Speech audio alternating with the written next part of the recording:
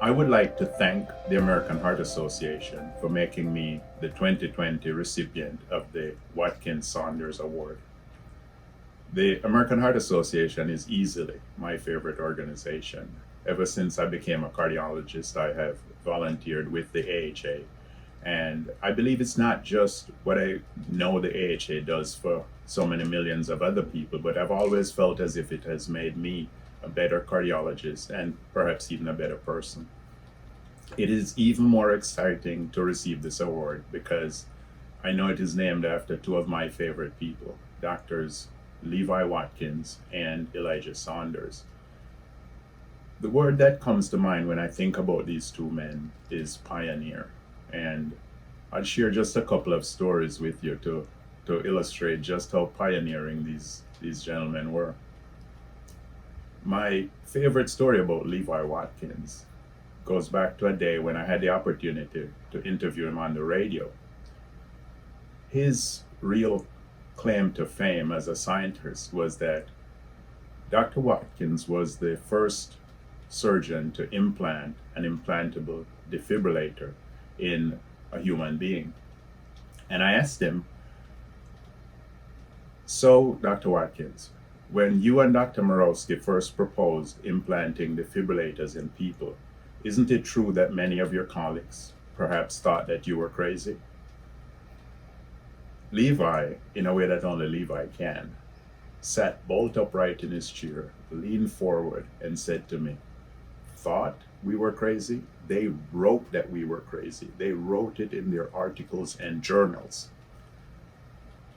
I had a quick laugh about it at the time, but later thinking back about where we are today and the many, many thousands of peoples whose lives have been saved by having these defibrillators implanted and the millions of defibrillators that have indeed been implanted and how routine it is now that we implant defibrillators in people.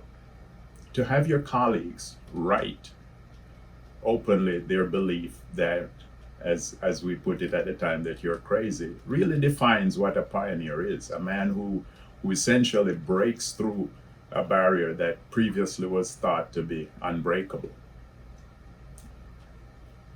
Equally the pioneer was Dr. Elijah Saunders. And my favorite story about him is one he used to tell himself. So I know it was one of his favorite stories about the night that he integrated the medical wards at the University of Maryland. Back in 1960 and before then, the medical wards at the University of Maryland, like so many other medical wards in the country, were segregated so that black patients would be on one ward and white patients would be another, and near the twain would meet. Well, this night, as Dr. Saunders used to tell it, there were no beds available on the white wards, which were filled up, and there were some beds still available on the black wards. And so when the next patient came in, he asked his colleague, what would happen if we put this white patient on the black ward where we have beds? His colleague had no objection, and so that's what they did. As Eli told the story, the question he actually asked was, what do you think they will do to us if we do this? And so the morning approached, and nervously he awaited. And as it turns out, what happened was nothing. They did nothing. There was no consequence. Nobody said anything. Everybody went on as if everything was normal, except that in fact the world had now become a changed place. The medical wards were now integrated, and it would be okay to put white patients on black wards and vice versa. And again, one man, Dr.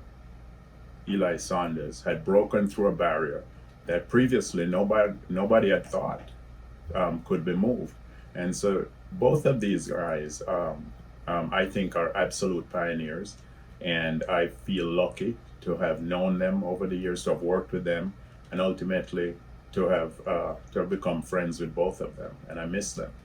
So once again, I would like to really just say a very, very hearty thank you to the American Heart Association for this honor. It's a tremendous honor for me personally and professionally.